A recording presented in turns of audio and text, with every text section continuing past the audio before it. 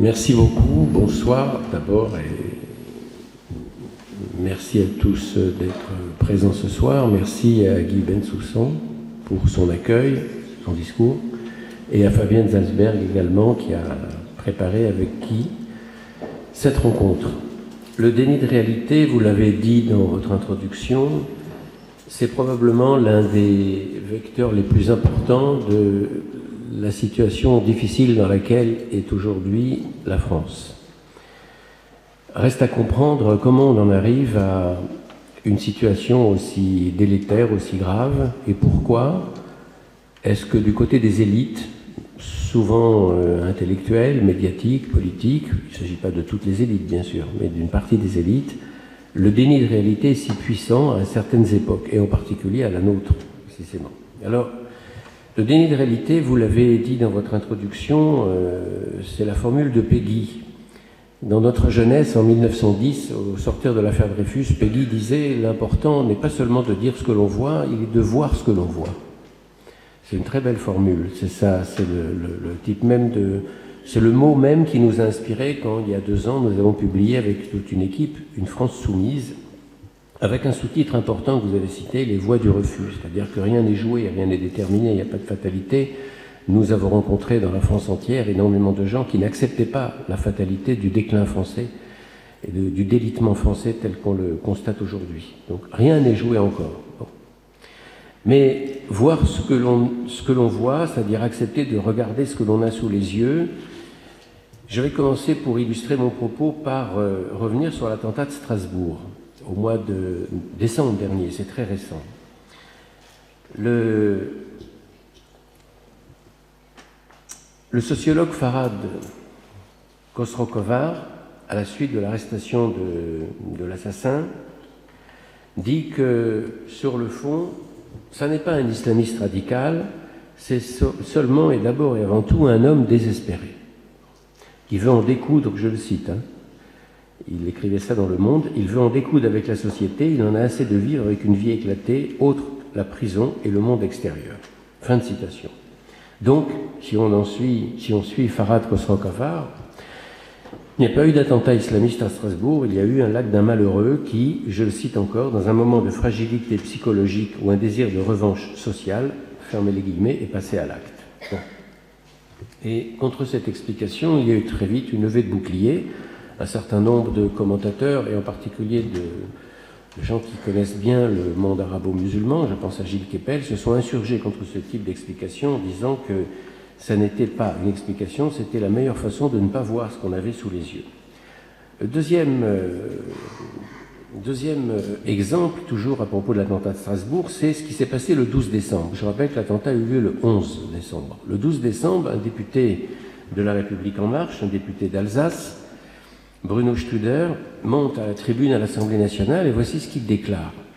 Hier soir, un Strasbourgeois né à Strasbourg, un Alsacien né en Alsace, un Français né en France, ayant grandi nulle part ailleurs qu'à Strasbourg, en Alsace et en France, a décidé, pour des raisons que l'enquête déterminera, de semer la terreur sur le marché de Noël de Strasbourg.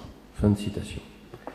On n'en saura donc pas davantage sur les raisons de l'assassin. Et ce qui s'est passé à Strasbourg nous renvoie à ce qui s'est passé en janvier 2015 à Paris, avec Charlie Hebdo, l'hypercachère, mais aussi l'assassinat de la policière à Montrouge, entre les deux événements. Dès la tragédie connue, en particulier après Charlie Hebdo, le 7 janvier 2015, une partie du monde intellectuel français, une partie des journalistes, des responsables politiques, se sont refusés à prendre la mesure du danger et immédiatement ils ont dit, alors que les frères Kouachi avaient revendiqué leur attentat au nom de l'islam, on a vengé le prophète, c'est ce qu'ils ont dit, on a vengé le prophète, ils ont immédiatement dit, eux qui ne sont pas musulmans d'ailleurs, l'islam ce n'est pas ça. Qu'est-ce qui leur permet de dire cela puisqu'ils ne sont pas musulmans? Qu'est-ce qu'ils y connaissent? L'islam ce n'est pas ça, alors qu'au même moment, des intellectuels musulmans comme Ghaleb Bencher par exemple, disait qu'on n'endiguera pas cette vague de violence si on n'admet pas, disait-il, que l'islam, ça peut aussi être ça. Que le ver est dans le fruit, et en particulier, en 2015, quelques mois après les attentats de Charlie Hebdo et pratiquement au moment du Bataclan, une psychanalyste franco-marocaine, Ouria Abdelwahed, et un poète syrien, Adonis, écrivent un livre ensemble aux éditions du Seuil qui est passionnant, qui s'intitule « La violence dans l'islam ». Et qu'est-ce qu'ils disent? Voici ce qu'ils disent. En 2015, certains auteurs font l'éloge d'un islam qui n'a rien à voir avec la violence. Il s'agit d'une difficulté à affronter les assises pulsionnelles de la fondation islamique. Fin de citation. Et dans le dialogue entre la psychanalyste et le poète, donc tous les deux musulmans, l'un est syrien, l'autre une marocaine, Adonis répond en évoquant la tolérance de l'islam. Mais il précise ceci. Lorsque le texte parle de la tolérance, lorsqu'il évoque la rahma, la tolérance en arabe, la miséricorde, c'est le même mot en hébreu d'ailleurs, rahamim, il ajoute toujours une condition, c'est Adonis qui parle, il ajoute toujours une condition, la soumission absolue à l'islam et à ses préceptes. Fin de citation. Pourquoi évoquer ces prises d'opposition des uns et des autres? Pour dire que face aux attentats de 2015, qu'est-ce qui permet à des gens qui ne connaissent rien à la réalité de l'islam de dire « ça n'est pas l'islam » ou de dire autrement aussi « c'est l'islam » puisqu'ils n'y connaissent rien? Laissons d'abord les musulmans parler, et entre autres ici, Ghalem Bencher, je l'ai dit, et ceux que je viens de citer. Il y a eu aussi, toujours en 2015, la querelle qu'on connaît entre Olivier Roy et Gilles Kepel sur l'interprétation des attentats. De quoi s'agit-il? Olivier Roy défendait l'idée d'une islamisation de la radicalité. Autrement dit, pour lui, ce qui est arrivé de la faute des islamistes aurait pu survenir de la faute de n'importe qui dans la société française, que le désespoir social, économique, le chômage par exemple, la pauvreté, la précarisation auraient poussé à un acte désespéré. Et Gilles Kepel, qui est un bon connaisseur du monde arabe et de l'islam, ce qui n'est pas le cas d'Olivier Roy qui ne sait pas l'arabe et ne sait pas lire l'arabe, Gilles Kepel s'insurge contre cette thèse, et aussi un autre historien spécialiste du monde arabe médiéval, Gabriel Martinez-Gros, qui dans son livre « Fascination du djihad » en 2016, soutient la thèse contraire. Ils disent non, il y a une radicalisation de l'islam, c'est très différent. Donc ce qui est frappant ici, c'est ce déni de réalité de la part d'Olivier Roy, et ce qui est frappant, c'est que ce déni de réalité n'est pas nouveau dans l'histoire. C'est-à-dire qu'en fait, la thèse d'Olivier Roy, c'est l'équivalent en gros de la thèse de certains historiens français d'aujourd'hui qui nous disent à propos du nazisme et de ses crimes, bien finalement, ça n'a rien de spécifiquement allemand. Ça aurait pu arriver n'importe où en Europe. Ça aurait pu venir de n'importe quel peuple d'Europe. Donc ça aurait pu être commis par d'autres que les Allemands ou des Autrichiens. Autrement dit, le terreau culturel germanique n'a rien à voir avec l'émergence du nazisme. Or, tous les spécialistes de l'histoire allemande depuis un siècle, en France en particulier, donc aujourd'hui ils sont très oubliés, mais ils ont laissé des œuvres importantes, je pense à Edmond Vermeil, disent exactement le contraire. Et Edmond Vermeil, qui a beaucoup travaillé sur le nazisme, ses livres, quand les nazis sont entrés à Paris en 1940, ces livres ont immédiatement été interdits par les nazis. On peut toujours les lire aujourd'hui et on verra l'intelligence du propos. Eh bien, cette idée que ce qui est arrivé avec le nazisme aurait pu arriver par n'importe quel autre peuple en Europe, et avec le corollaire de cette thèse, ce qui est arrivé aux Juifs aurait pu frapper n'importe quel autre peuple en Europe, ça s'appelle une thèse révisionniste qui méconnaît complètement le substrat culturel d'un événement. Non, un événement ne survient pas par hasard, il ne tombe pas du ciel, il est enraciné dans la culture, que ce soit l'islam ici, le monde germanique là, enfin bref, n'importe quel événement. De la même façon, si vous prenez le stalinisme, pensez que le stalinisme n'a de lien qu'avec le communisme ou le marxisme, sans lien avec le monde russe, c'est ne rien comprendre à la situation. Je vais vous donner un exemple simple. Quand vous lisez les récits du marquis de Custine, qui a visité la Russie en 1839, je dis bien 1839, un siècle avant Staline, quand vous lisez ces lettres de Russie, vous avez le sentiment, quand vous oubliez que c'est Custine qui écrit, que ces lettres ont été écrites en 1939. Ce qu'il décrit de l'univers russe, c'est exactement le monde totalitaire que connaîtra la Russie un siècle plus tard. Je veux dire simplement par là que le stalinisme et le totalitarisme russe ne se comprend pas sans le substrat du monde culturel russe bien avant 1917. Bon. Donc, j'en arrive ici à un point clé, à savoir qu'il y a une longue tradition du déni en France. Je ne peux pas dire en Occident ou en Europe, je ne me prononcerai pas là-dessus, mais en tous les cas, dans l'histoire française, une longue tradition du déni. Et c'est une tradition du déni dont probablement l'une des origines les plus importantes se situe en 1917.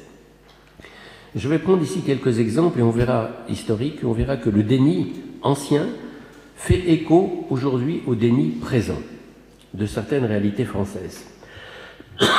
Le déni ancien, c'est l'histoire de l'URSS dans les années 30. Dans les années 30, l'Union soviétique est déjà sous la coupe des régimes totalitaires.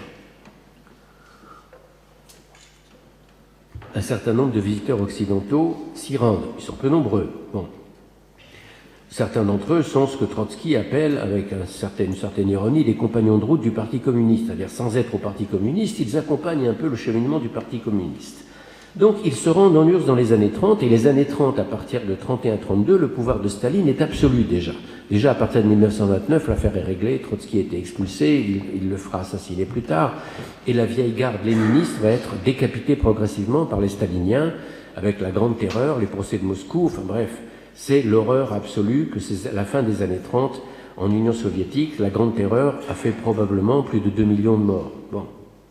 Or, au même moment, ces compagnons de route occidentaux, français, anglais en particulier, qui se rendent en Union soviétique, on leur fait visiter le pays, enfin ce qu'on veut bien leur montrer, bien sûr, et on leur pose la question, comme par exemple au grand dramaturge anglais George Bernard Shaw. On lui dit en 1936, en Occident, on parle du pouvoir absolu de Staline. Qu'en pensez-vous, vous qui êtes allé là-bas, qui avez rencontré Staline? Effectivement, Staline l'a reçu. Et il répond, nous sommes en 34, pardon, et pas en 36.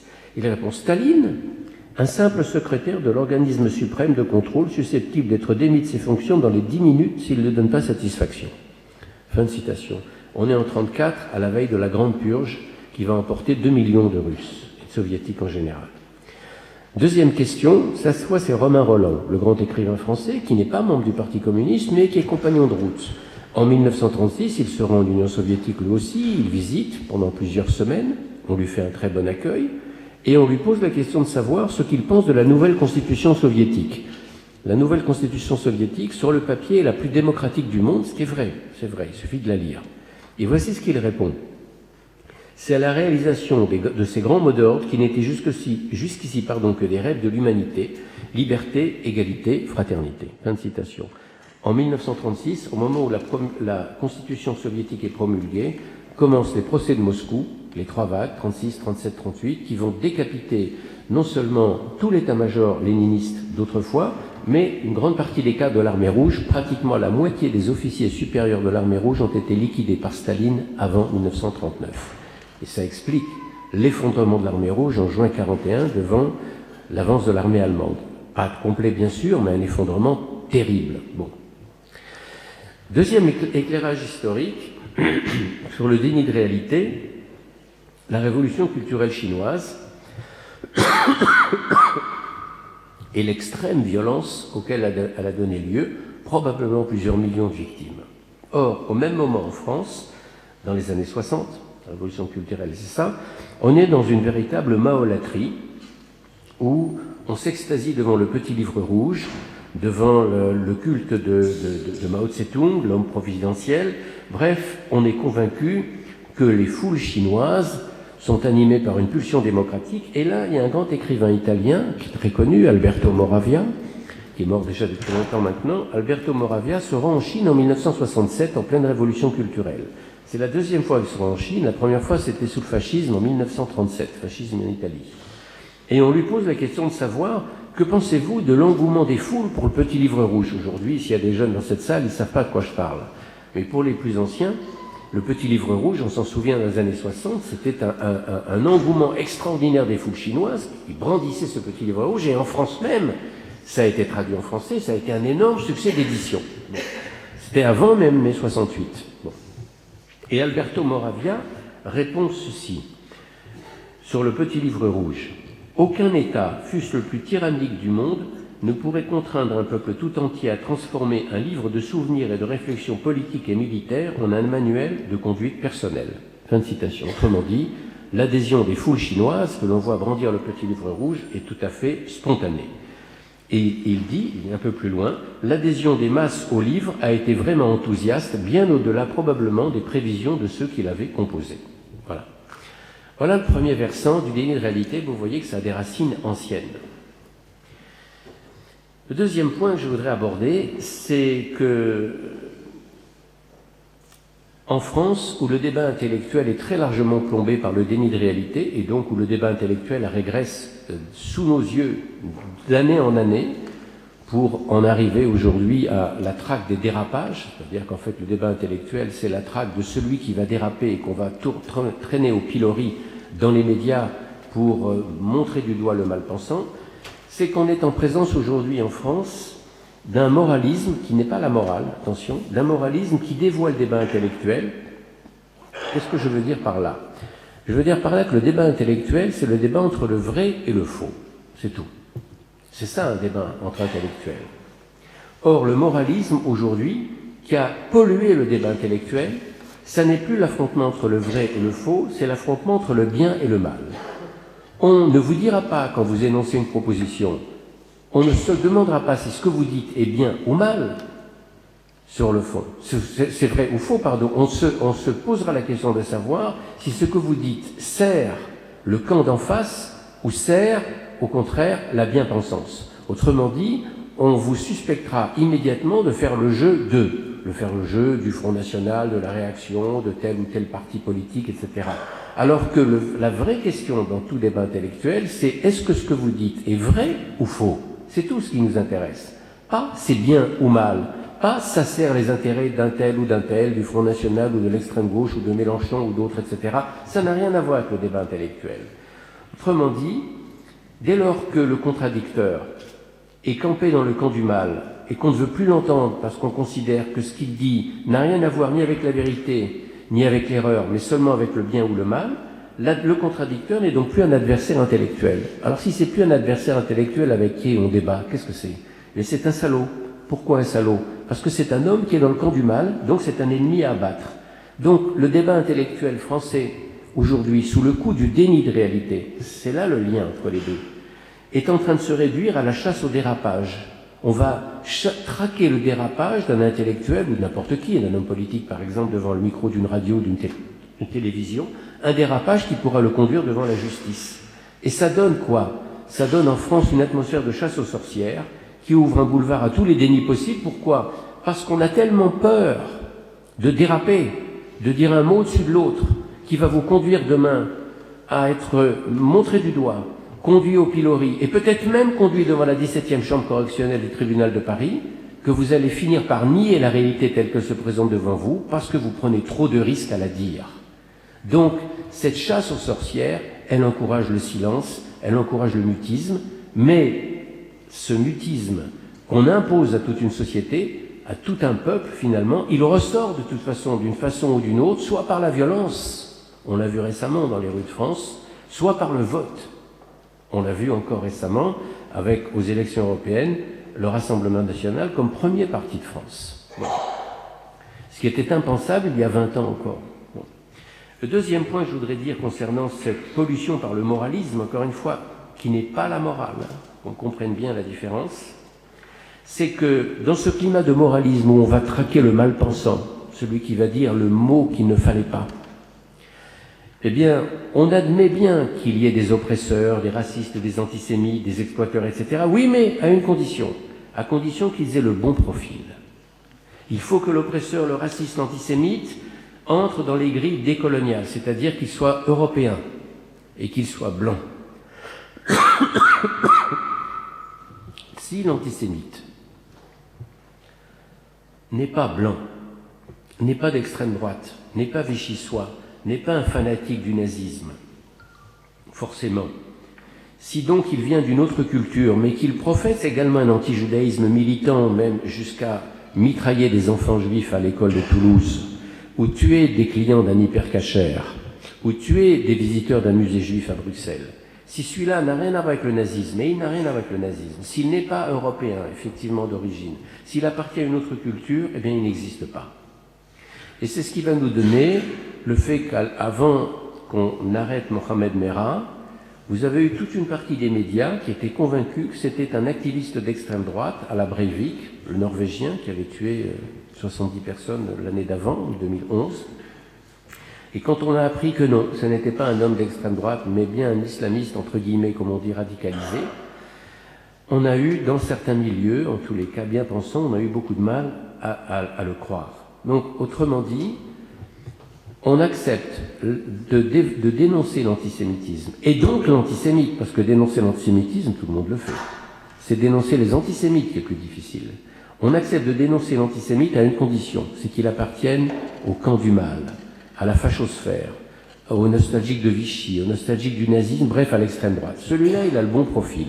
S'il n'a pas ce profil-là, on aura beaucoup de mal à le nommer. On aura beaucoup de mal à dire qui il est.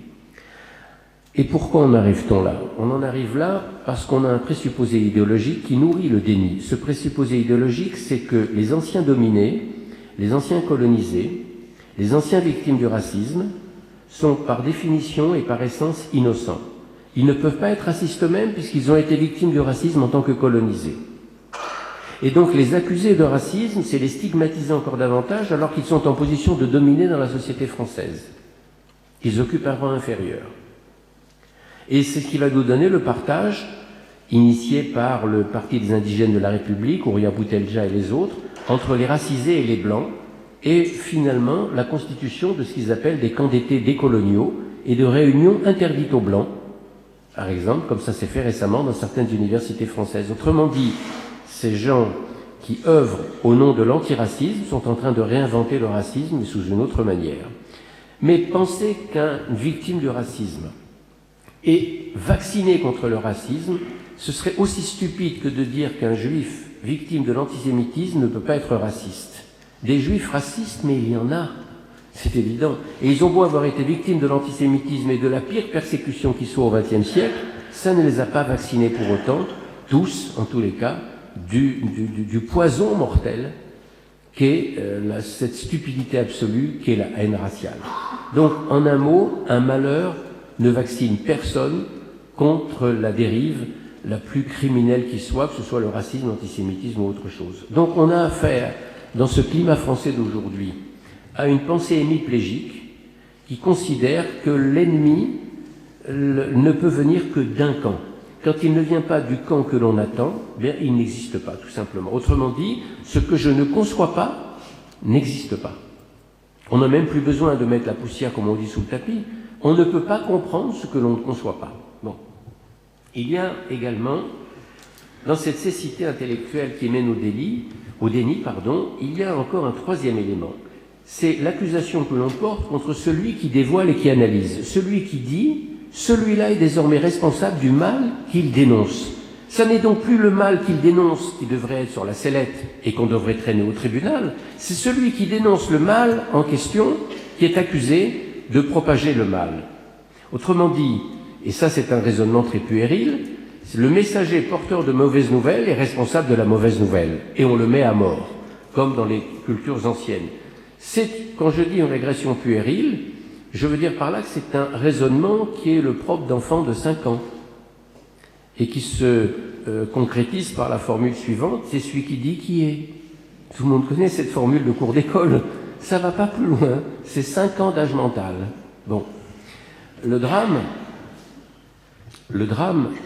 c'est qu'on n'est pas avec des enfants de 5 ans, on est une société adulte. Et quand une société adulte ne peut même plus tolérer qu'une pensée soit une pensée qui dévoile, parce que qu'est-ce que c'est qu'une pensée, le travail d'un intellectuel? Le travail d'un intellectuel, c'est celui qui éclaire, c'est celui qui dévoile, c'est celui qui permet de mieux comprendre le monde tel qu'il est et de mieux en saisir tous les rouages.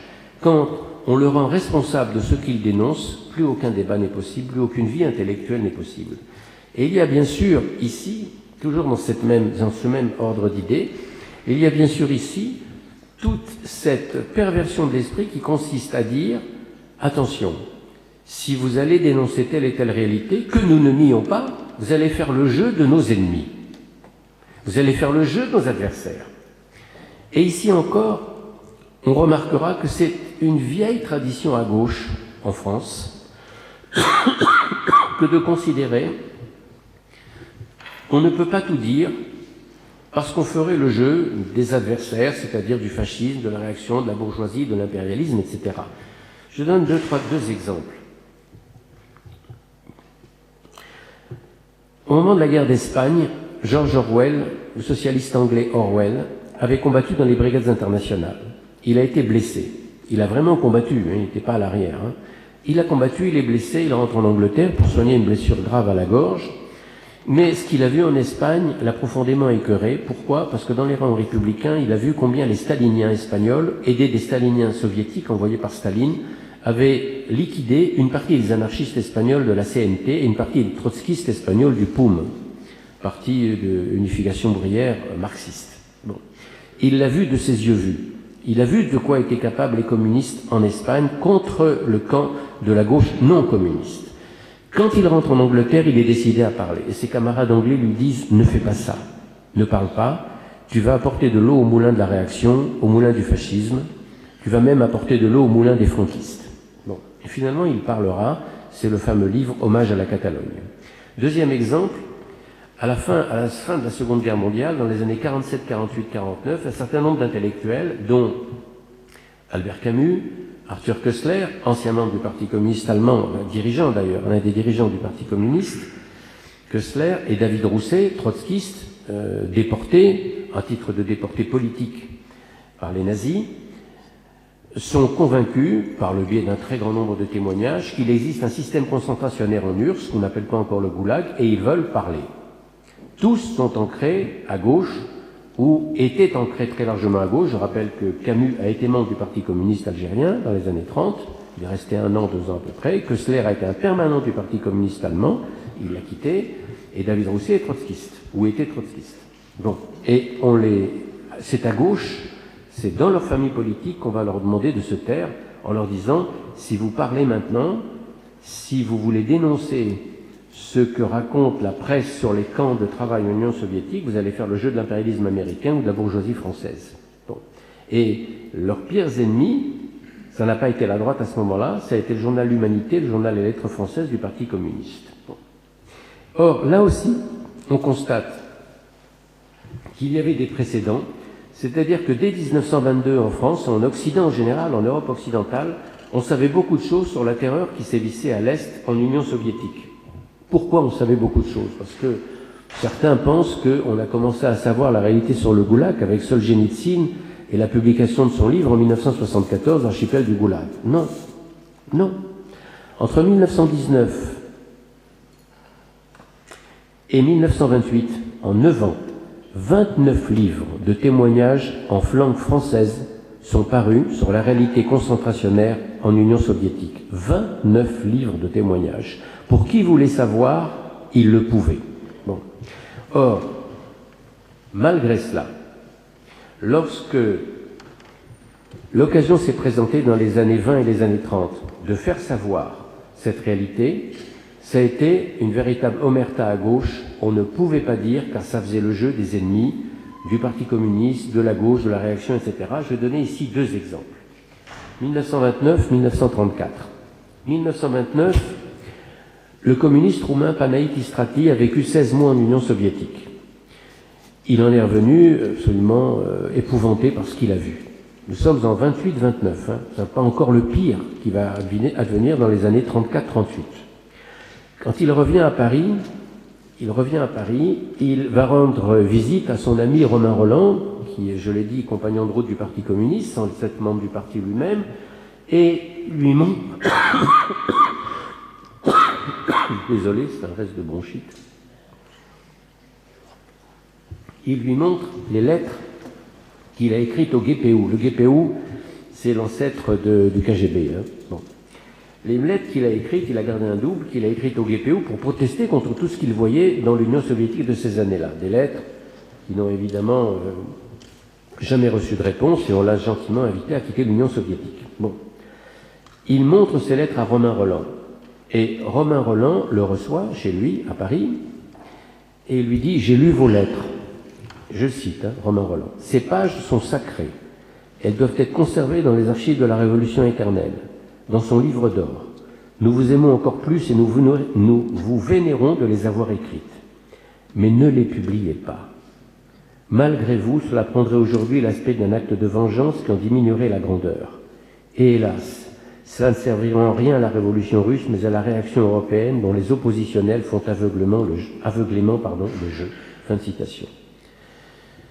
Voilà le premier exemple. Ne publiez pas. Deuxième exemple, 1934. En 1934, Boris Souvarine, l'un des membres fondateurs du Parti communiste français, donc d'origine russe, comme son nom l'indique, publie, après 5 ou 8 ans de travail, je crois, cherche à publier un énorme travail qui s'intitule très modestement « Staline ». Ce travail, c'est une biographie politique de Staline qui cherche à comprendre comment on en arrive, dans les années 32, 33, 34, à un système de terreur absolue pour une révolution qui se prétendait apporter la liberté à la Russie et au monde. Il demande à Georges Bataille, son ami, de l'introduire auprès de Gallimard, l'éditeur de Gallimard, parce que lui-même n'a pas directement ses entrées, pour faire publier son livre. Et Georges Bataille, qui est d'ailleurs publié chez Gallimard, Georges Bataille contacte André Malraux. Pourquoi Malraux? Parce que Malraux fait partie du comité de lecture de Gallimard.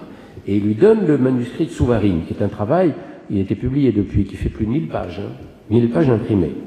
Malraux le lit, et finalement, il dit à Georges Bataille ceci: « Je pense que vous avez raison. Vous, Souvarine et tous vos amis, mais je serai avec vous quand vous serez les plus forts. » Fin de citation. Gallimard ne publie pas, et Gallimard ne publie pas au motif que cela porterait atteinte à ses intérêts à Moscou. Ce qui est vrai d'ailleurs, effectivement. Bon. Voilà deux exemples. J'en arrive à une troisième partie sur cette réalité, ces réalités difficiles à admettre, ces dénis de réalité, c'est ce qui a touché très récemment, et enfin, pas si récemment que ça d'ailleurs, depuis une quarantaine d'années en France, à la montée de l'islam. En 1983, le philosophe et penseur théologien protestant Jacques Ellul, en 83, il a déjà 35 ans, parlait d'une islamophilie des élites. Reste à comprendre pourquoi. Et ce qui est frappant, c'est que 20 ans après lui, le journaliste Éric Conan, dans un livre qui s'intitulait « La gauche sans le peuple », disait ceci: « La conversion des élites au point de vue du nouvel arrivant n'est pas une chose nouvelle dans l'histoire. » Fin de citation. Alors effectivement, on constate que vis-à-vis de l'islam, il y a eu de plus en plus de difficultés à parler clairement de cette religion qui est la deuxième religion de France aujourd'hui, qui est une réalité nouvelle. En France, c'est une religion qui est présente en France depuis un siècle, hein, et c'est une présence massive depuis peu de temps finalement, depuis une quarantaine d'années au grand maximum. Bon. Et ce que Jacques Ellul va mettre en avant, Rémi Brague également, grand spécialiste du christianisme, ils vont mettre en avant qu'on ne peut pas dire un certain nombre de choses de l'islam, sinon on est suspecté d'islamophobie et de racisme, sur le fond. Par exemple, Ellul et Brague, tous les deux grands penseurs chrétiens, l'un est protestant, l'autre est catholique, Rémi Brague. Ils veulent montrer simplement qu'on ne peut pas parler de religion du livre. Ça, c'est Jacques Ellul qui dit, c'est beaucoup trop simple, c'est même simpliste. L'affaire est plus compliquée que ça, même quand on dit des religions abrahamiques. Par exemple, ils font valoir, l'un et l'autre, que la formule talmudique, que reprend le Coran d'ailleurs, « quiconque tue un homme assassine l'humanité », elle est juste, c'est vrai, et dans le Coran, elle est reprise également, bien sûr. On sait que le Coran a emprunté beaucoup au Talmud et évidemment à la Torah, bien sûr, ça tout le monde le sait. Mais ce que disent Brague et Ellul, c'est que la formule exacte dans le Coran précise que quiconque tue un homme assassine l'humanité, sauf pour ceux qui répandent la corruption sur la terre.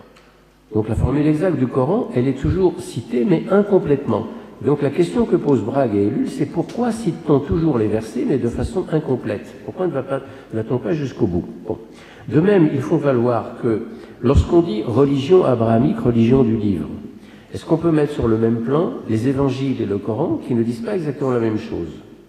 Je laisse la Torah de côté. Par exemple, ils disent l'un et l'autre que l'évangile n'affirme nulle part que la femme vaut la moitié d'un homme et qu'il faut 2 femmes pour contrebalancer le témoignage d'un seul homme en justice.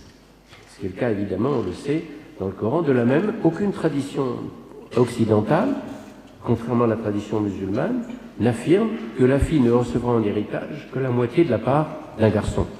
C'est pourquoi ils disent, à partir de ce moment-là, comment peut-on faire équivaloir des messages qui sont différents sur le fond, mais comment surtout peut-on ne pas pouvoir dire un certain nombre de choses qui existent tout simplement dans les textes sans être immédiatement qualifiés d'extrême droite, de fascistes, de racistes, d'islamophobes, etc. Bon.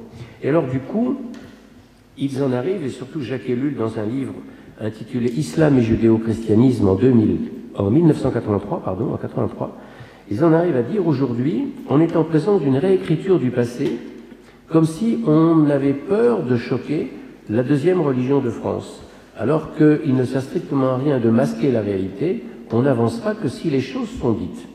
Alors par exemple, il dit, on va avoir affaire dans l'Encyclopédia Universalis à un texte très édulcoré sur l'expansion arabe. Alors voici ce que dit l'Encyclopédia Universalis.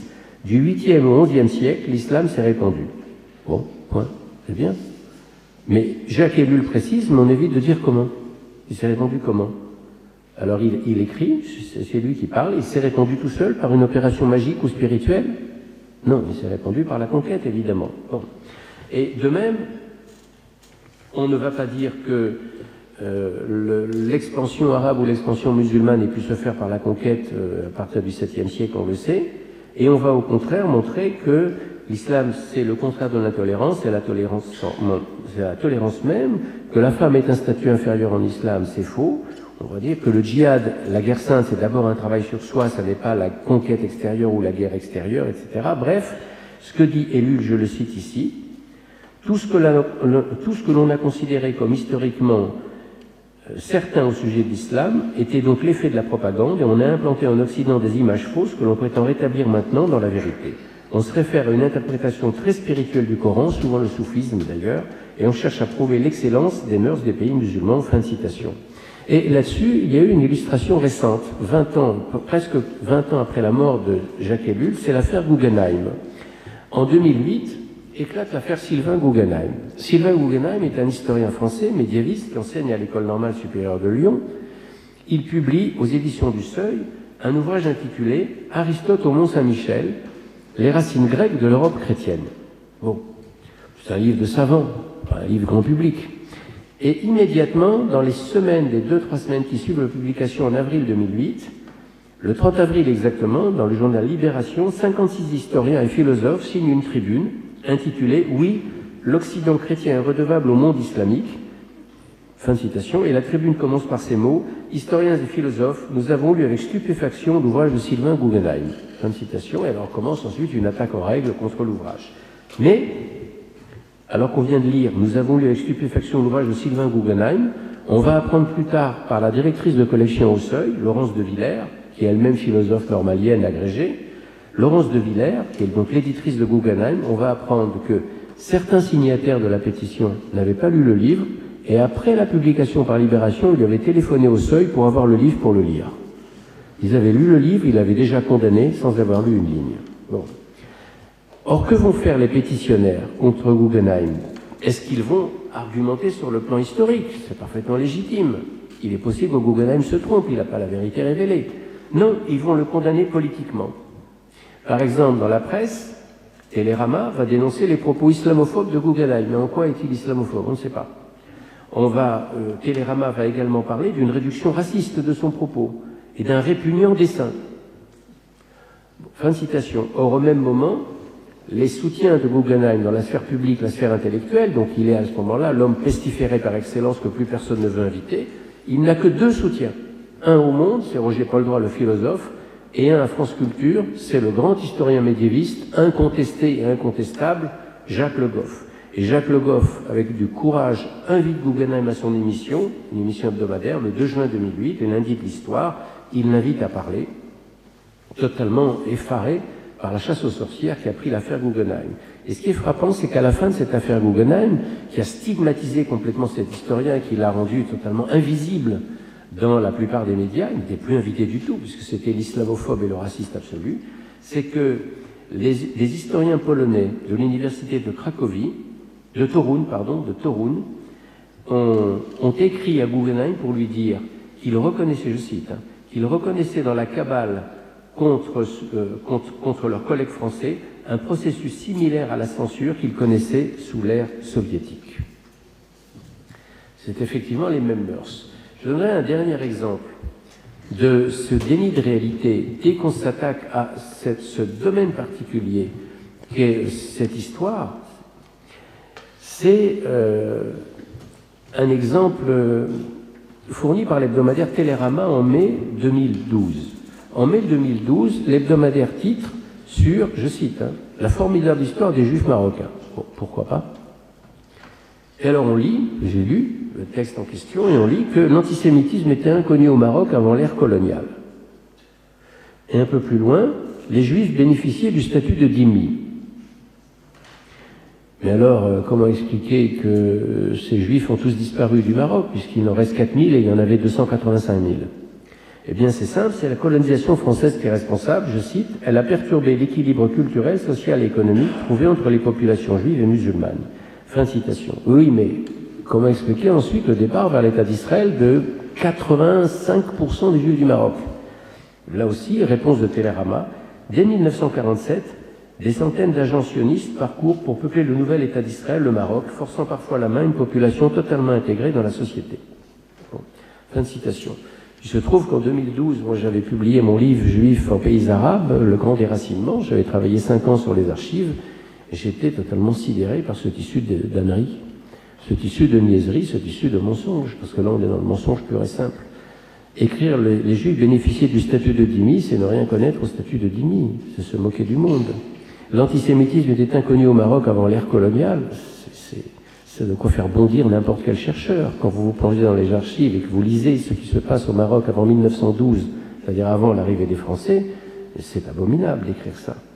Pensez qu'une communauté vieille de 2 millénaires au Maroc, avant l'arrivée du monde arabe et avant l'arrivée de l'islam même, a pu être déracinée en quelques années parce que des agents du Mossad et de l'agent juif, ce qui est vrai, il y a des agents du Mossad israélien et de l'agent juif qui ont parcouru le Maroc pour encadrer le départ et pu se laisser convaincre de quitter leur monde familier, enracinés au Maroc, depuis des générations et des générations, donc y compris leurs morts, leurs cimetières. Ça, ils vont pas les prendre en Israël. Et puis les convaincre en 2-3 mouvements de quitter le Maroc, simplement à force de persuasion, c'est qu'on a affaire soit à des agents du Mossad particulièrement doués, soit à une communauté d'abrutis. Ça n'est ni l'un ni l'autre.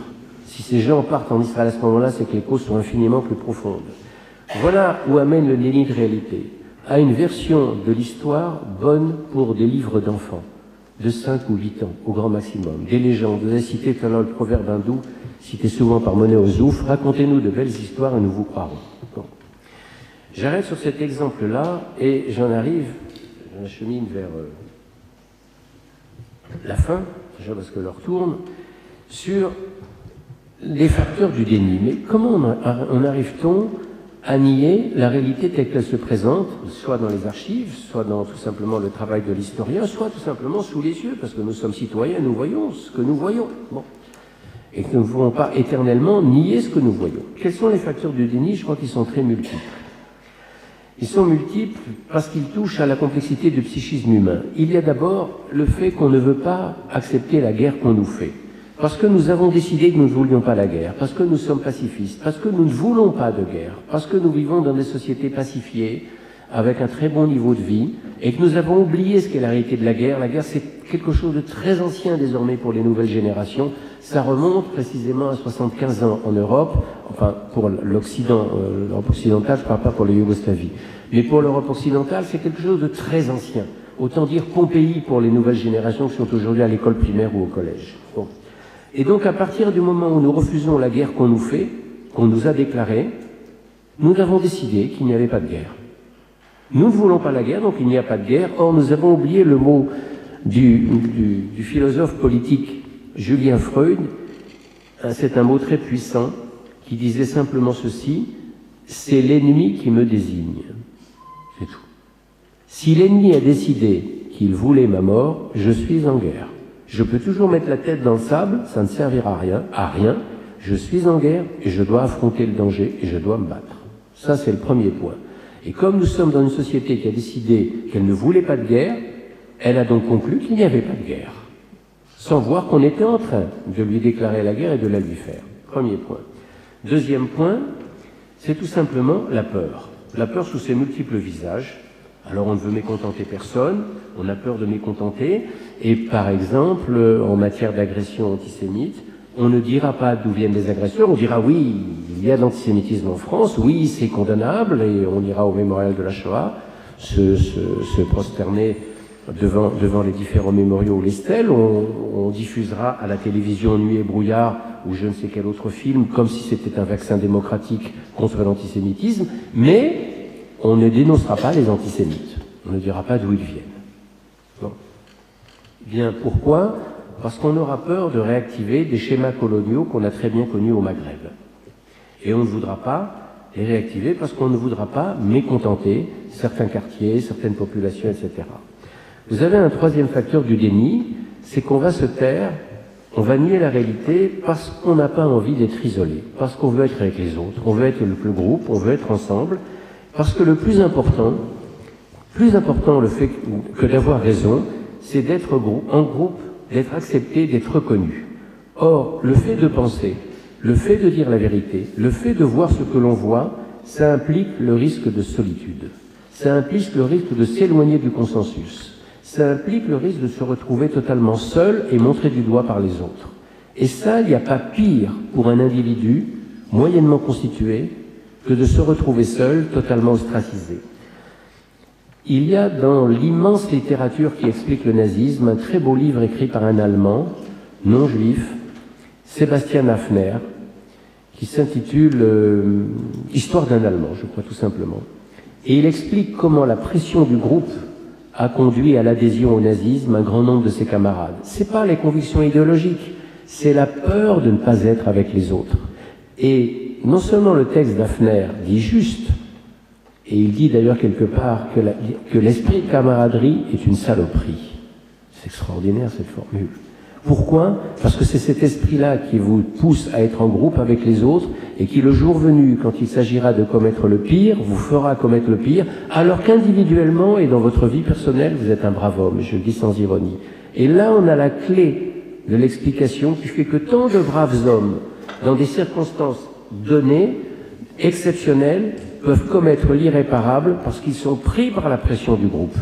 Et on l'a très bien vu dans le très beau livre de Christopher Browning, Les hommes ordinaires, où il montre que 500 hommes qui ne sont pas des nazis, qui n'appartiennent pas au parti pour la plupart d'entre eux, qui n'ont pas 20 ans mais qui ont 35 ans de moyenne d'âge, donc ils sont dans ce qu'on appelle la réserve. Bon. Autrement dit, ils ne sont pas, si vous voulez, l'esprit chaud de la jeunesse. Ces hommes qui sont des policiers d'un bataillon de police, si vous voulez, ils ne sont pas policiers de métier, ils sont plombiers, instituteurs, etc., mais on va les verser dans un bataillon de police, donc ils ne sont pas en première ligne sur le front, parce qu'ils ont 35 ans ou 42.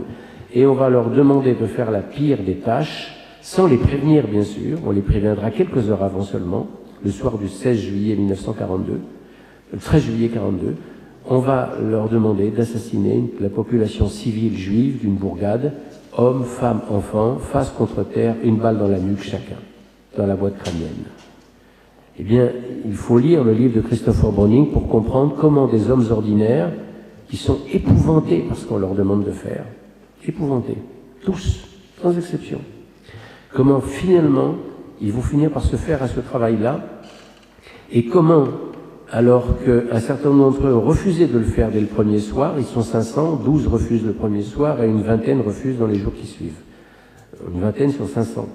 Mais même ceux qui acceptent ne le font pas de gaieté de cœur.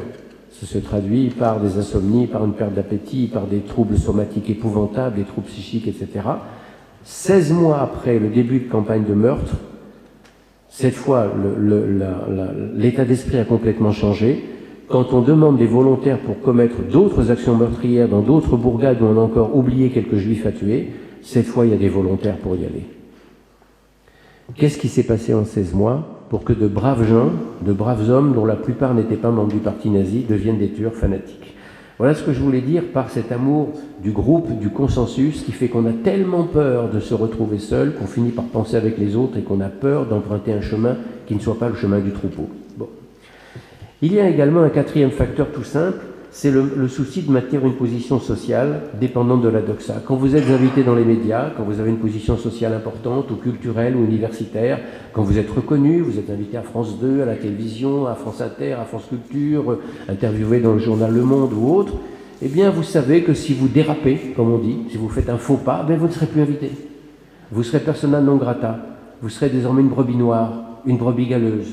C'est terminé pour vous. C'est ce qu'on appelle un dérapage, et personne n'a envie de déraper, de perdre tout d'un coup tous les avantages de la notoriété. Parce que ce jour-là, vous ne serez plus rien socialement. Vous êtes mort. Bon.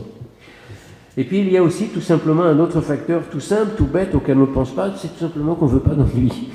Le souci de vivre confortablement, c'est l'attentisme, c'est ce qui s'est passé pendant la guerre sous l'occupation en France. Sous l'occupation, on n'a pas une majorité de collabos, c'est pas vrai. Il y a une petite minorité de collabos qui ont franchement collaboré avec les nazis, c'est une poignée. Il y a une minorité de résistants, c'est une poignée. Lisez les mémoires de Daniel Cordier, le secrétaire de Jean Moulin. Il raconte la solitude à Lyon des résistants. Il n'y a personne en 41 42. Ils sont peu nombreux, les collabos sont peu nombreux, les résistants sont peu nombreux. Alors la masse, c'est quoi? La masse, c'est des braves gens qui essayent de vivre au jour le jour, qui attendent, qui ne veulent pas d'ennui, qui essayent de trouver à manger. C'est très difficile dans les villes. Bref, c'est l'attitude de la majorité de la population qui, comme le disait un historien suisse, qui s'accommode de la situation, qui tente de s'accommoder. Et puis enfin, il y a d'autres vecteurs, je passe en revue très rapidement parce que le temps tourne, c'est la lâcheté, tout simplement. La lâcheté ordinaire, le manque de courage, c'est banal. Chez certains, c'est du cynisme, mais la plupart des gens, c'est pas du cynisme, c'est de la lâcheté. On ne veut pas d'ennui, on manque tout simplement de courage. Et par ailleurs, pour ceux qui, au contraire, ont constamment baigné dans le déni, ont constamment dit « ça n'est pas ça l'islam, ça n'est pas ça ceci, ça n'est pas ça cela, ça n'est pas là le danger, vous vous trompez, etc. etc. » On a du mal à reconnaître qu'on s'est trompé et qu'on a été dupé, alors qu'en particulier quand on est un intellectuel et qu'on fait profession de voir peut-être un peu plus lucidement que ses contemporains, reconnaître, admettre qu'on s'est trompé, qu'on a été totalement trompé, c'est comme si on reconnaissait finalement qu'intellectuellement et professionnellement parlant, on n'a rien fait finalement. On s'est trompé sur toute la ligne, autrement dit, on a failli à sa mission principale. Bon. Et voilà un certain nombre de facteurs qui expliquent le déni, sans compter aussi la fermeture idéologique. Alors je pense là en particulier à ces intellectuels qui sont souvent très estimables, hein, j'en connais quelques-uns, qui refusent de lire l'ennemi, parce que c'est l'ennemi, et qu'on ne lit pas l'ennemi. Par exemple, ceux qui refusent de lire Céline, parce que Céline est un antisémite, un fasciste, un collabo, ah, ça c'est indéniablement un antisémite et un collabo, ça c'est vrai, c'est indéniable. Ou qui refusent de lire Renaud Camus, parce que Renaud Camus c'est le grand remplacement, c'est le Rassemblement national, c'est bref, stigmatisé à l'extrême droite. Ou dans les années 50 et 60, qui refusaient de lire Raymond Aron, parce que Raymond Aron c'était la droite, c'était la bourgeoisie française, c'était le Figaro. Bon, bien, le b.a.-ba de la vie intellectuelle, c'est de lire l'adversaire. Sinon, il n'y a pas de débat intellectuel, il n'y a pas de vie intellectuelle possible. Ça aussi, ce souci grégaire, si vous voulez, de ne pas lire l'adversaire, parce qu'il est l'adversaire, c'est une négation même du travail intellectuel. Bon. Voilà ce que je voulais dire là-dessus. Je passe sur... je voulais parler de la lâcheté en donnant quelques exemples français, en particulier à propos du rap, qui appelle à la mort des policiers, à la mort des militaires, etc. Bon. Avec des condamnations très faibles et même parfois même pas de plainte. Même pas de plainte, alors qu'il s'agit carrément d'appel au meurtre, dans le cas de certains rap. Bon. De haine contre la France, de discours anti-français véhéments, il appelle à pendre les Blancs, à tuer les Blancs, à torturer les enfants blancs, etc. Tout ça, vous le savez, hein, j'invente rien, c'est Nick Conrad et d'autres. Bon. Il a fallu une énorme mobilisation pour qu'enfin une plainte soit déposée et qu'il y ait un procès. Bon.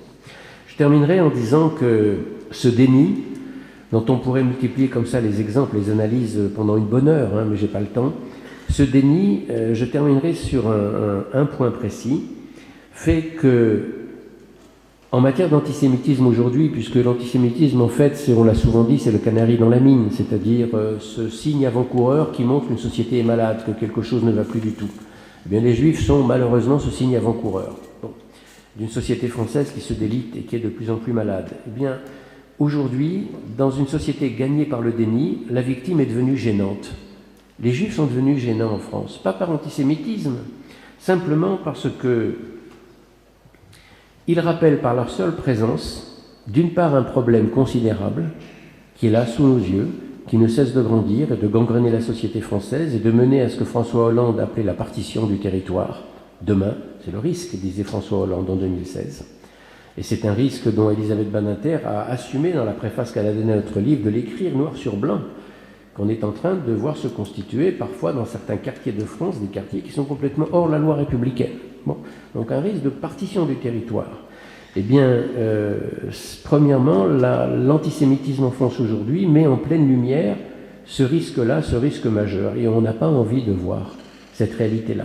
Et en même temps, l'antisémitisme en France aujourd'hui, la seule présence des Juifs en France aujourd'hui, met en pleine lumière des comportements plus ou moins d'esquive, plus ou moins lâches, plus ou moins de négation du réel, qui sont les nôtres souvent aujourd'hui, et on n'aime pas tellement nous voir rappeler finalement notre manque de courage. Alors, je vais donner des exemples précis et je terminerai là-dessus. C'est ce qui s'est passé en 2017. En 2017, au mois de février, il y a eu l'affaire Théo. L'affaire Théo, vous le savez, c'est ce jeune garçon, Théo, dans une banlieue parisienne, qui a accusé la police de l'avoir violenté. Ça a été une effervescence nationale, médiatique, au point même que le président François Hollande s'est rendu à son chevet à l'hôpital. Bon. Il y a eu donc beaucoup de remue-ménage autour de cette affaire. On a appris 1 an plus tard que tout était faux, qu'il n'avait jamais été violenté par la police. Bon, là, les médias ont été beaucoup plus discrets. Mais c'est pas ça qui m'importe, moi. Ce qui m'importe, c'est que 2 mois après l'affaire Théo, qui a mobilisé les médias, et si l'affaire était avérée, c'est une bonne chose qu'ils étaient mobilisés. Il y a eu l'affaire Sarah Halimi, avril 2017. Et là, silence médiatique. Sarah Halimi, elle est assassinée par un psychotique. Il est effectivement en crise de délire au moment où il la tue. Mais un petit psychotique qui est quand même un islamiste radicalisé. Et qui la tue en l'appelant Shaitan, Shaitan, Shaitan, Satan en arabe, le diable, qui récite certains versets, etc. Bref, même si c'est un demi-analphabète, il a quand même puisé une partie de son inspiration là dans son endoctrinement islamique de la rue Jean-Pierre Timbaud, puisqu'il était juste à côté de ce quartier. Il habitait rue Vaucouleurs, je connais très bien le quartier, il fréquentait la mosquée très radicalisée qui est juste à côté. Bon. Et là, silence radio dans les médias. Il faudra attendre 1 mois pour qu'on évoque la piste antisémite, alors que tout le monde sait, tous les témoignages montrent qu'elle a bel et bien été tuée, certes par un psychotique en état de délire parce qu'il avait beaucoup fumé, c'est vrai, mais bel et bien sur un fond d'antisémitisme. Bon. Là-dessus, silence des médias, silence des notables juifs, d'ailleurs, qui ne diront rien. Le CRIF a gardé un silence prudent sur la question, comme d'habitude. Et les notables juifs seront même invités, tous présents au mémorial de la Shoah, à fin du mois d'avril pour accueillir le candidat Emmanuel Macron. L'élection n'avait pas encore eu lieu. Et pas un d'entre eux n'aura le courage d'évoquer l'affaire Sarah Halimi devant lui. C'est Emmanuel Macron, devenu président, qui évoquera l'affaire Sarah Halimi lors de la commémoration du Veldiv au mois de juillet. C'est lui, mais pas les notables. Ils ne diront rien. Ce que je veux dire en rappelant ces 2 affaires, Théo et Sarah Halimi, c'est que ce silence fait partie d'un déni. La victime devient gênante par sa seule présence et parce qu'elle met en lumière par sa seule présence, d'une part, le danger de la partition, je l'ai dit, et parce que d'une certaine façon, elle met aussi en lumière le fait que nous ne voulons pas voir ce qui s'est passé. Bon. Or, ce déni vis-à-vis de la victime juive, il est ancien déjà. Il est ancien et on s'aperçoit de plus en plus qu'on commence à passer par pertes et profits cette affaire-là, pas par antisémitisme, mais par peur, par manque de courage, par lâcheté. Les juifs commencent à devenir gênants, non pas parce qu'ils sont juifs, mais parce qu'ils nous rappellent trop dans quel état d'absence de courage et d'apathie ce pays est tombé. Je vais donner 3 exemples. 2 exemples historiques et... Non, pardon, 2 exemples contemporains et un exemple historique, pour vous montrer qu'il y a une filiation. En juillet 2016, après l'assassinat du père Hamel, après la tuerie de Nice, et après le meurtre des 2 policiers à Magnanville, tout ça c'est le mois de juillet, dans le journal du dimanche, le 26 juillet, une quarantaine d'intellectuels français et musulmans publient un très beau texte, une tribune dans laquelle ils disent « Nous n'avons rien à voir avec ces attentats ». C'est un très très beau texte qu'ils écrivent, c'est très courageux. Et ils disent, les attentats islamistes, nous les condamnons absolument et nous appelons à une réforme de l'islam de France. On ne peut que souscrire. Très bien. Et dans leur tribune, ils listent les victimes des attentats. Et ils écrivent ceci, je cite, caricaturistes, jeunes écoutant de la musique, couples de policiers, enfants, femmes et hommes assistant à la célébration de la fête nationale, prêtres célébrant la messe. Fin de citation. Pas un mot des victimes juives de Mohamed Merah. Pas un mot de l'hypercacher en janvier 2015. Le grand rabbin de France, Raïm Corsia, leur fait remarquer, il connaît certains d'entre eux, il leur demande de modifier le texte. Ils refusent. Ils disent non, ça ne change rien. C'est un détail, ça ne change rien. Bon. Deuxième exemple. Le 13 juillet 2017, un an après, la secrétaire d'État à l'aide aux victimes, à propos de l'anniversaire de l'attentat de Nice, déclare « C'est le premier attentat qui a volontairement touché des enfants. » Ah bon? Et Merah, en 2012, oublié. Elle n'a pas fait exprès, c'est évident, il n'y a aucune volonté là-dessus de nier. Il n'y a pas de négationnisme derrière. Ça fait partie de l'ère du temps. Elle a oublié, tout simplement. Cet oubli en soi est significatif. Et le troisième exemple, il est historique. Il nous ramène en 1934. En 1934, le journal Le Temps, qui est l'ancêtre du journal Le Monde, envoie son reporter, René Lauré, en Allemagne pour enquêter sur la vie quotidienne des Allemands après 2 ans de régime nazi. Il envoie au journal Le Temps un article fleuve de plusieurs pages. Très intéressant l'article, qui s'attarde sur tous les détails de la vie allemande. La tenue des femmes, la circulation automobile, la construction des équipements sportifs en vue des Jeux Olympiques. Et sur la persécution des Juifs, qui a déjà largement commencé, on trouve seulement 2 lignes, ceci. Encore que Berlin ait perdu un certain nombre de solistes non-ariens et ne soit plus visité par leurs frères de race, même de nationalité étrangère, lors d'événements musicaux, etc., etc. Bon, c'est tout, ça s'arrête là. Pas une fois le mot juif sur plusieurs pages d'entretien, de reportage. Et quand il rappelle le départ du chef d'orchestre Furtwängler, il dit, il est parti à la suite d'incidents politiques, je cite, pour avoir défendu un jeune musicien poursuivi par l'intolérance raciste. Voilà. C'est la seule allusion à la persécution antisémite. Donc, en plusieurs pages d'enquête sur l'Allemagne, alors qu'il aborde toutes les questions, y compris les plus futiles, l'une des questions centrales, qui fait quand même la une d'autres journaux dans le monde, et pas seulement, est totalement passée sous silence. Bon.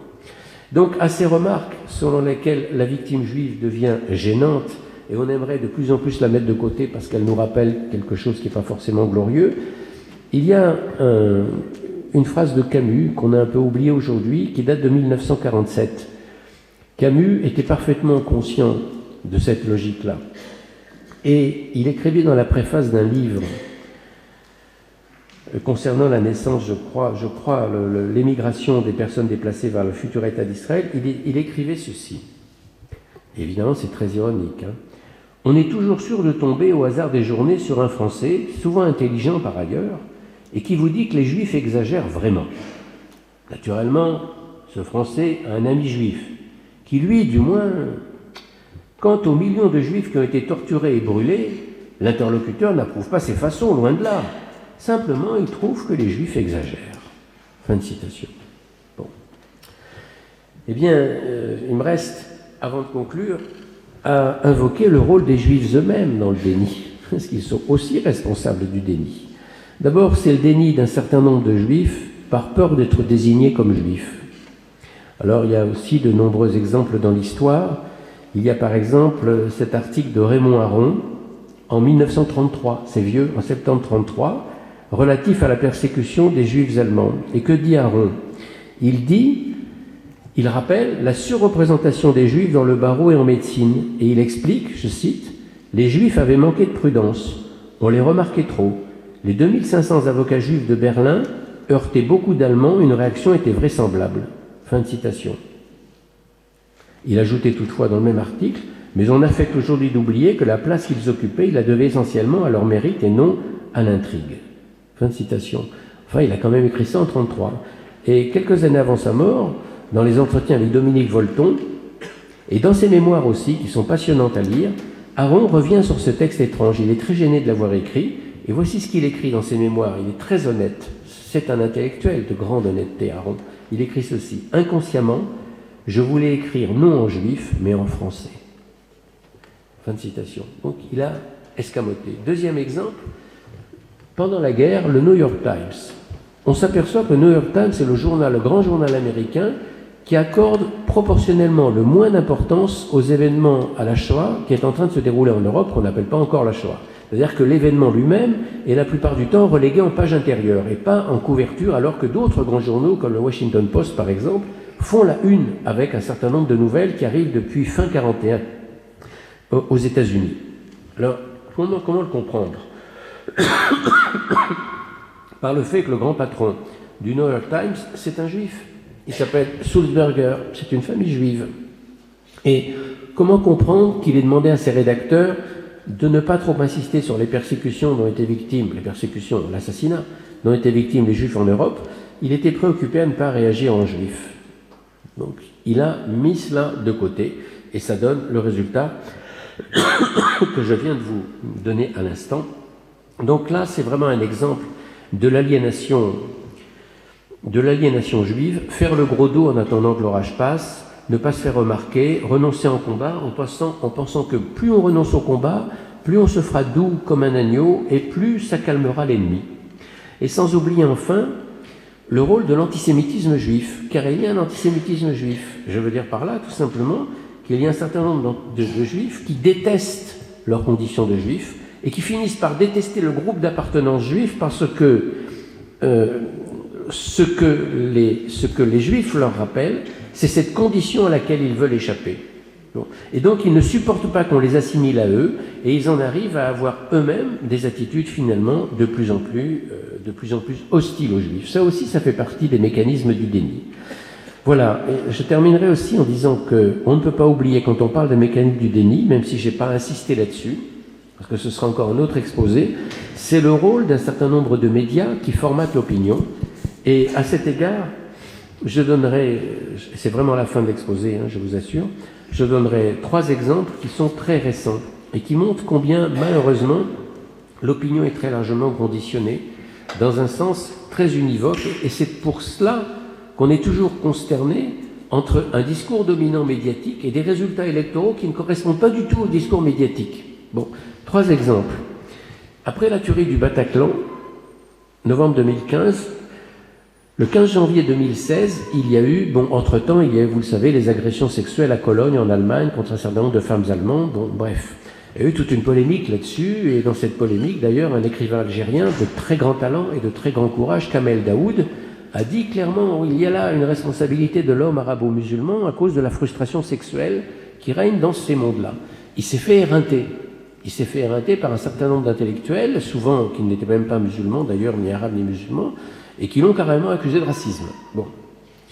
Lui vit en Algérie, je le rappelle, enfin maintenant il n'y est plus, mais il vivait en Algérie, donc il sait quand même de quoi il parle. Il connaît la réalité comme Boualem Sansal. Il sait de quoi il parle, Boualem Sansal, il vit en Algérie. Bon. Mais les autres lui faisaient la leçon. Or, après cette crise de Cologne et des villes allemandes du 31 décembre 2015 et le Bataclan un mois avant, à Arte, sur la chaîne Arte, le 15 janvier 2016, à l'émission 28 minutes, il y a un débat sur ce qui s'est passé en Allemagne. Et là, un journaliste qui est invité sur le plateau de 28 minutes, Jean Quatremer, journaliste à Libération, déclare sur le plateau ceci. « Je me rappelle d'un article, un truc absolument extraordinaire sur une affaire de tournante en banlieue parisienne. Tous les noms avaient été changés, ce que l'on fait régulièrement parce qu'on ne sait pas encore les identités. C'était tous des Frédéric, des Marcel, des Maurice. Sauf qu'en réalité, c'était des Mohamed et des Ahmed. » Fin de citation. Donc il dit clairement on modifie la réalité pour ne pas choquer. Bon. Deuxième exemple de formatage de l'opinion, l'Allemagne en 2015-2016. L'Allemagne accueille 1 million de migrants par la volonté d'Angela Merkel en 2015 et une recherche a été menée en 2015, 2016, 2017 sur 30 000 articles de la presse nationale et régionale en Allemagne. On a dépouillé 85 journaux régionaux et des publications en ligne et on constate quoi? On constate que 83% des articles qui ont été dépouillés, 30 000 articles, 83% des articles ont mis l'accent sur ce que les Allemands appellent la culture du bon accueil, c'est-à-dire que la population était ravie d'accueillir 1 million et plus de migrants. Or, dans la réalité, Quand on lit les sondages d'opinion en Allemagne, ou les enquêtes d'opinion, pas les sondages, pardon, les enquêtes d'opinion, c'est exactement le contraire. L'immense majorité des Allemands étaient hostiles à l'arrivée de ce million de migrants qu'on lui a imposé. Troisième et dernier exemple, les États-Unis, au moment de la campagne électorale qui avait l'élection de Donald Trump, en novembre 2016. Une étude américaine universitaire a analysé 588 journaux télévisés des grandes chaînes américaines, c'est-à-dire ABC, CBS, NBC, les trois grandes chaînes, entre fin juillet et fin octobre 2016, donc juste avant l'élection du 4 novembre. Donc 588 journaux télévisés, c'est un panel très important, eh bien, et ne s'est intéressé qu'aux commentaires des journalistes, pas aux faits. Bon. Dans 91% des cas, les commentaires étaient hostiles à Donald Trump.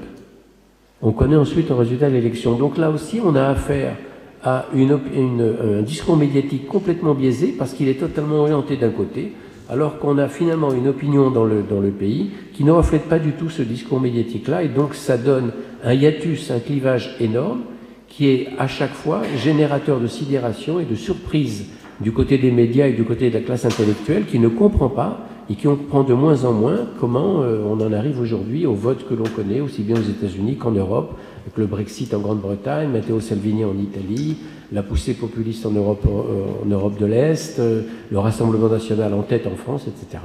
Voilà quelques exemples que je vais donner du déni. Merci beaucoup.